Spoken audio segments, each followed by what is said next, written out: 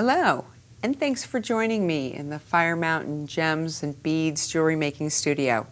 I'm Lisa Pavelka, and I want to share some of my favorite tips with you about release agents for clay, more specifically polymer clay. Now, polymer clay, when you put it in molds or stamps and texture it, tends to stick to things. So I'm going to show you what I like to do to prevent that from happening. Some people like to use water, and I find water beads on the surface of the clay and doesn't give me a good consistent release.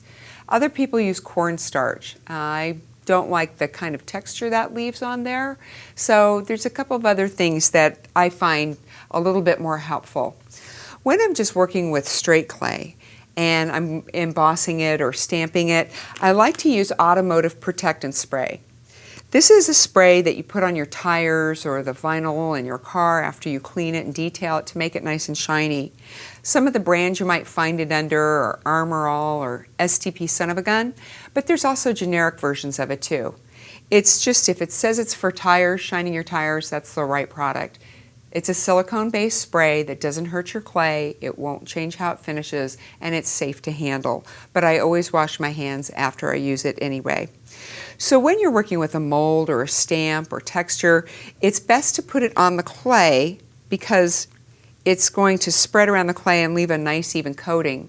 If you put it on a stamp, you may find that it's hit or miss. So when you go to release your clay from the stamp, it may come up cleanly wherever you had the spray, but where there wasn't any spray on the stamp, it's going to stick and tear. So just put it on the clay first. So now what we're going to do is take a roller, and I like parchment paper, wax paper, deli paper, or even this non-stick Teflon paper that's actually designed for use and work with metal clays, but you can use it with the polymer. This prevents my roller from sticking, and I'm going to do one firm pass, and you can see it's going to come up nice and cleanly for my stamp and leave my stamp nice and clean, and I have a beautiful deep impression, and that will evaporate in the heat of your oven. So sometimes you might want to have a release agent that leaves more of a decorative finish. So for that, one of my favorite things to do is use mica powder. Mica powder comes in all different colors, and it can be put in all kinds of substrates like liquid clay and my magic gloss, but it works beautifully on the surface of polymer clay. So I've already started this piece. There's blue underneath, but I'm just going to tap a little onto my finger and keep brushing it on or burnishing it on until I've covered the clay. So this acts as a release agent by itself, but it also offers a decorative finish. So I'm taking one of my rose leaf embossing cutters, and I'm just going to put it right down over the top, press down like a cookie cutter, depress the plunger, making sure I put pressure all the way around, and it released right from the cutter without sticking, and it left me with that. I can also go back and intensify that mica finish by putting on another layer or two with my finger, and that will bake and bond with your clay.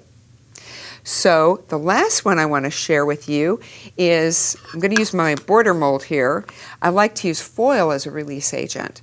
So a lot of people wonder how you can get the foil onto a snake of clay. Well, you can't really foil over a round surface. You can check out my tutorials for working with my foils.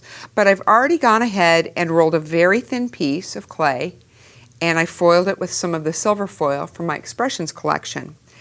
And I don't need any release agent, but I'm going to lay it right down in the center of the cavity I like, and then place my snake of clay over it. I press from the middle, working my way out. And I still got some powder on my finger, but that's okay. We're not going to see the back of this anyway when I put it on. I'm going to take a clay blade, gently bow it, and very carefully from the middle slice out to the edge. Turn my border mold around and slice out from the edge.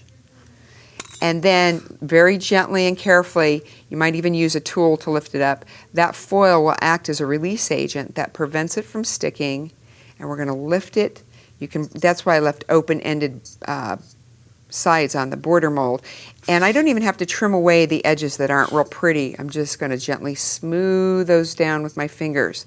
Now how pretty is that? By pressing it into the mold, the foil left a lovely finish, allowed it to release from the mold or your stamp, And it also gave kind of a crackle effect, letting some of that underlying clay color show through. So I hope you enjoy trying out different ways to get your clay to release from your molds and your stamps and your textures. And I want to thank you for playing around with me. Be sure to check out all of my products as well as the Fimo Professional Clay at firemountaingems.com.